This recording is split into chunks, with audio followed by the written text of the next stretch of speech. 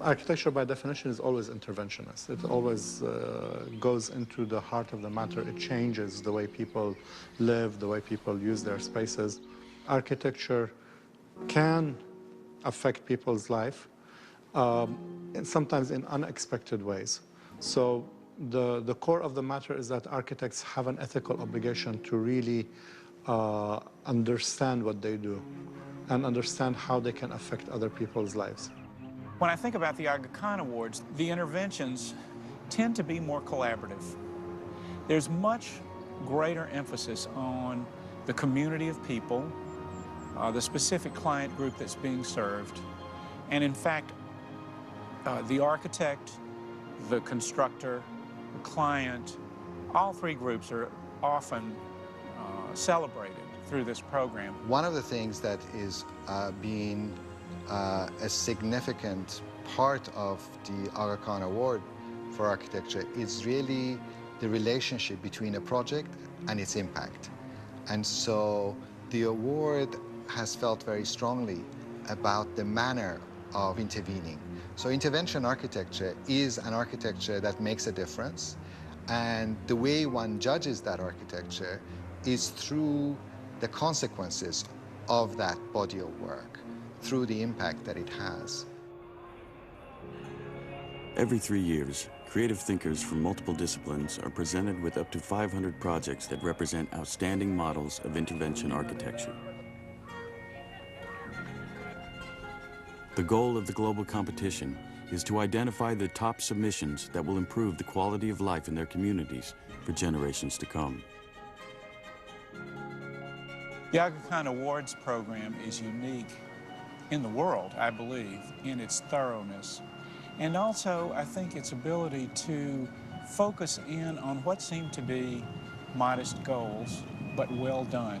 So many awards programs are based purely on visual appearance, but the Aga Khan program sends evaluators into the field who really meet with the communities, see how the projects work, evaluate how well they're standing up. Do they work for the people that they're meant to serve?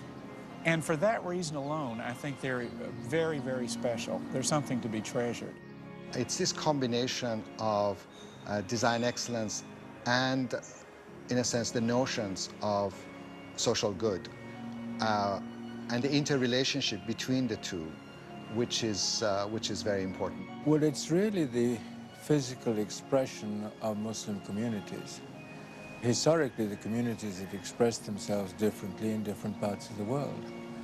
And I think it is essentially the compound differences of this enormous world of one faith with its pluralism, which we're talking about.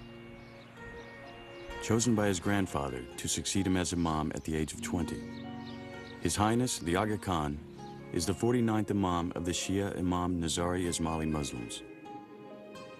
As chairman of the Aga Khan Development Network, he embodies the tenets of Islam: compassion, tolerance, and upholding the dignity of mankind. His Highness the Aga Khan is a remarkable man. He's a spiritual leader of the Ismaili community, which is a relatively small community within the larger Muslim world. But he is a man who has seen his role as the spiritual leader of that community as simply more than just being their guide, but as an opportunity to effect a conversation in the Muslim world about issues that he finds of vital importance.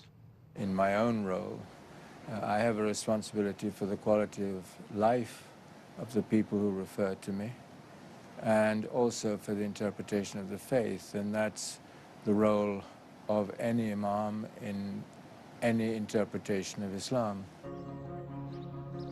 The award honors the pluralism that has always characterized Muslim communities.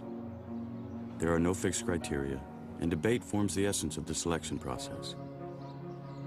Artists, philosophers, architects, and humanists consider each project and its relationship to the environment, its economic and cultural implications, and, most importantly, the beneficial impact it makes on a community.